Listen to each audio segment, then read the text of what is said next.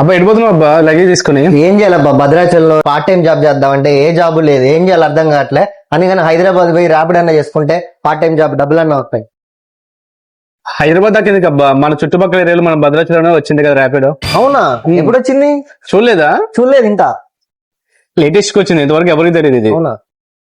బండి పడ్డండి, ర్యాపిడో పడ్డండి, మీరు కూడా మన భద్రాచలంలో అయితే ర్యాపిడో వచ్చేసిందండి. ఈ విషయం అయితే ఎవరికి తెలియదు, రీసెంట్ గా లాంచ్ అయింది. మీరు కూడా ర్యాపిడో చేసుకొని పార్ట్ టైం గా మీరు కూడా డబ్బులు అన్ని చేయించండి.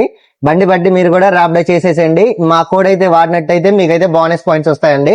మా కోడ్ అయితే మేము డిస్క్రిప్షన్ లో కానీ పైన లింక్ ఇస్తాం.